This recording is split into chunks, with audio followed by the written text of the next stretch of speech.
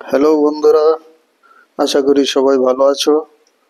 আজ আমার এই জবা গাছটির উপর আমি কাজ করব। এই গাছটি অন্যান্য গাছের মতোই কয়েক বছর যাবত আমি 20 ইঞ্চি একটি গামলাতে এটাকে গ্রো করছি। দেখো, এতে অনেকগুলি কলি এবং ফুল এসে গেছে। এই গাছটি শীতকালেও ফুল দেয়।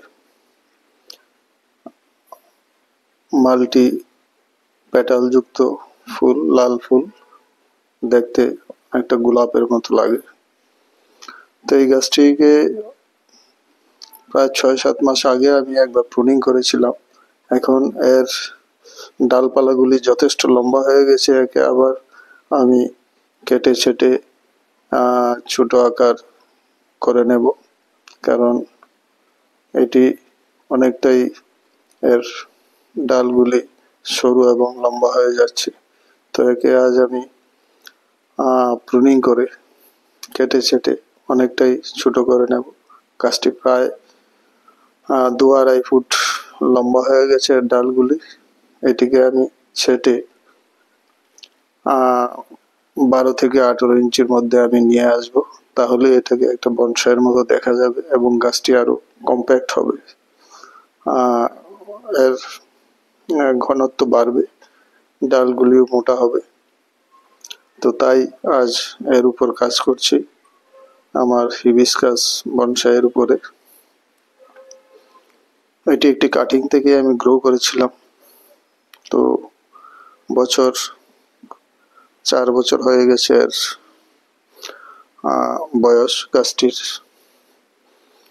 ভালোই ফুল দেয় এবং খুব একটা যত্নের প্রয়োজন হয় না। মাঝে মাঝে জৈব গোবর সার ইত্যাদি দিলেই কাজ চলে যায়। রোগ পোকারও তেমন কোনো বালাই নেই। তো গাছটিকে আমি প্রুনিং করে নিচ্ছি।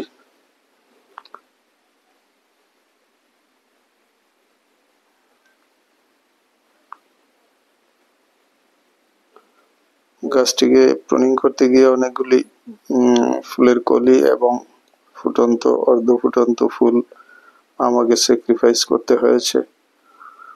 কিছু করার নেই, গাছটির শেপ ঠিক রাখতে হবে। মাসখানেক 1 মাসের মধ্যে গাছটির চেহারা আবার পাল্টে যাবে।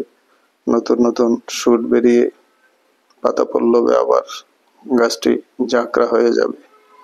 আর এইভাবে রেখে দিলে গাছটি শাখাগুলি অযথা অত্যধিক লম্বা হয়ে যেত, সরু সরু, এবং ফুলও কম ফুটতো, কম আসতো। তো গাছ ঝোপালো থাকলে সেখানে ফুলগুলিও একটু বড় বড় হবে এবং দেখতেও সুন্দর লাগবে। তাই এই গাছটির উপর আজ কাজ করছি। এটাকে প্রুনিং করে তারপর এতে কিছু সার প্রয়োগ করে দেব।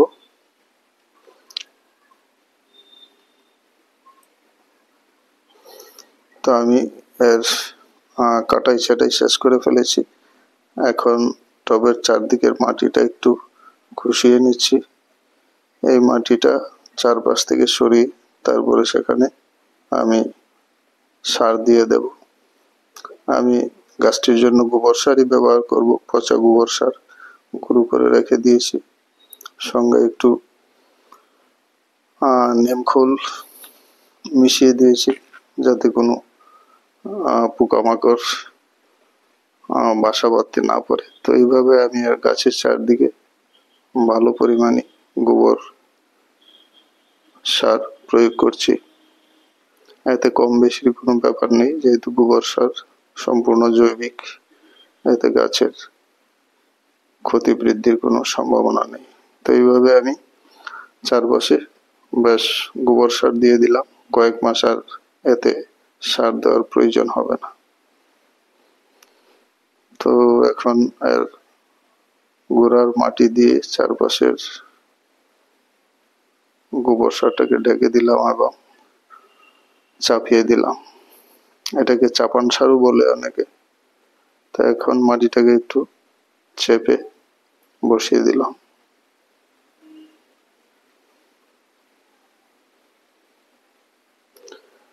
এখন যে ডালগুলিকে আমি কেটেছিলাম সেই ডালগুলির মাথায় একটু ফাঙ্গিসাইড লাগিয়ে দিচ্ছি ব্রাশের সাহায্যে। এতে কোনো রোগ পোকার ফাঙ্গাল আক্রমণ হবে না এবং গাছটির শরীর থেকে তরল বেরিয়ে যাবার সম্ভাবনাও থাকবে না কাটা স্থান দিয়ে, অর্থাৎ গাছটির ডিহাইড্রেশনও ভুগবে না। কারণ এতগুলি কাঁচা ডাল কাটা মাথা উন্মুক্ত থাকলে এর থেকে বাতাসে এর যে আর্দ্রতা সেটা কমিয়ে দিতে পারে।